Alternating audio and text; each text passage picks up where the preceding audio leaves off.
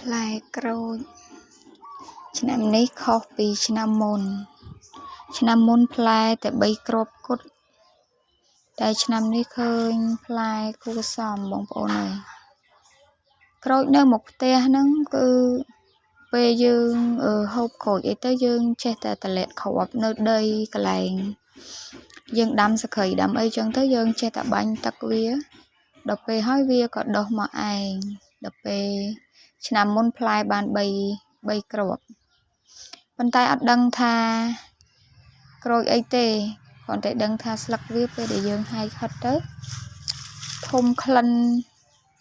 របៀបគ្រឿងដូចគ្រឿងសក្រីម្ដេងអីចឹងណាហើយផ្លែវាហ្នឹងស្តៀងនឹងផ្លែក្រូចពោធិ៍សាត់ដែរគ្រាន់តែថាផ្លែមកទូចហើយឆ្នាំនេះផ្លែបានច្រើននេះផ្លែនិយាយទៅផ្លែគ្រប់មេទាំងអស់ហើយពេលវាចេញផ្លែមកដបងក្តឹបវានឹងរៀងមើលទៅដូចកញ្ញាញ់រួញណានេះមេឃណាក៏ផ្លែដែរបងប្អូនហើយមួយមេឃផ្លែ2-3សង់តែគ្រប់មេឃណា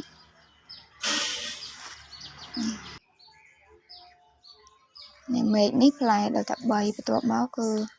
មានផ្លែតរហូតនេះបងប្អូនណាដឹងអាចជួយប្រាប់ផងថាក្រូចនឹងក្រូចអីគេព្រោះអីស្លឹកវាក្លិនផ្សេងផ្លែក្រូចមកក្លិនបែបផ្សេងតែគ្រាន់ដឹងថាក្រូចនឹងជូរកាលផ្លែឆ្នាំដំបូង3ផ្លែគឺជូរប៉ុន្តែសម្រាប់ក្មេងៗអំបិលបុកម្ទេសជ្រលក់មួយក្រូចហ្នឹងបាត់ជាតិជូរអស់ហើយបងអូនអើយនេះនៅមេឃខាងក្រោមបំផុតក៏មានក្តឹបដែរស្រឡាញ់